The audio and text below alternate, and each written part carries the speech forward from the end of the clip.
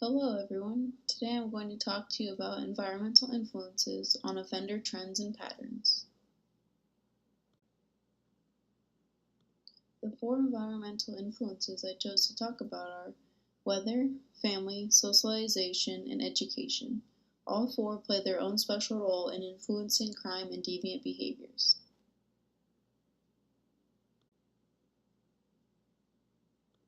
The first influence I'm going to talk about is weather. During different seasons, crimes are more likely to happen. Crime increases in summer months. The warmer months out of the year are May through September.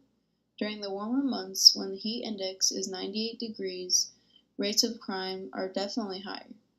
Violent crimes went up 9% when it was 98 degrees versus 57 degrees. Disorderly conduct rates were up 7%. The colder months are October through April.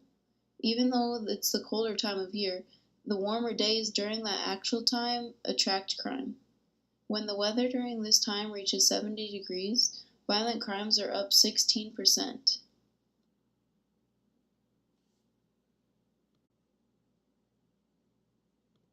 The second influence is family. Parents play a huge role in our lives. The way they raise us and what rules they have makes a difference on us. Having a strong relationship with parents can decrease crime. If parents are positive role models around their children, they will learn from them. If parents set a good example, the child will most likely follow. A father not being in a child's life can have a huge effect. The most important cause of crime is the father being absent.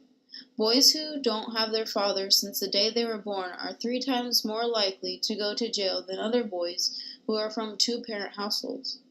Having a parent who is a criminal does not set a good example for the child. Violent juveniles usually are from violent parents.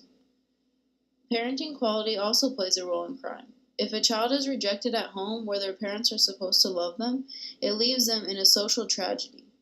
Rejected kids aren't the same in the community.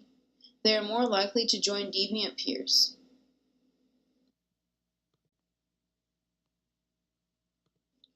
The next influence is socialization. Learning behaviors can affect crimes. Learning what acceptable behaviors are is important. Everyone starts learning behaviors from those around them when they are just very young. Knowing what behaviors are acceptable and aren't appropriate is like learning right from wrong. Knowing right from wrong leads to knowing crimes and deviant behaviors are not correct. Learning behaviors from others is something everyone does. We start learning at a very young age all about behaviors.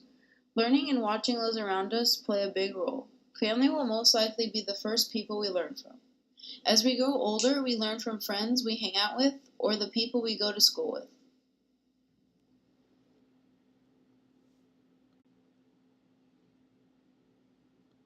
The last influence that I will talk about is education. Education levels affect crimes that someone commits. IQ scores make a difference. The higher someone's IQ, the less likely they are to commit deviant behaviors and crimes. Staying involved at your school with activities such as clubs and sports teams can be very beneficial. With clubs and sports taking up your time, you will have less time to commit crimes and partake in deviant behaviors. If your school is in a good part of town versus a not so good part of town, that can also make a difference.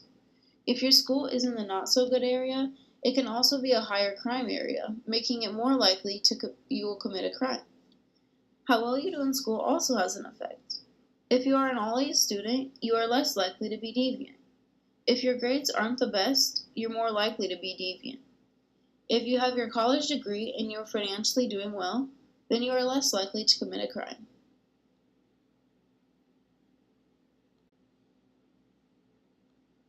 Thank you everyone for listening to my presentation. These are my references.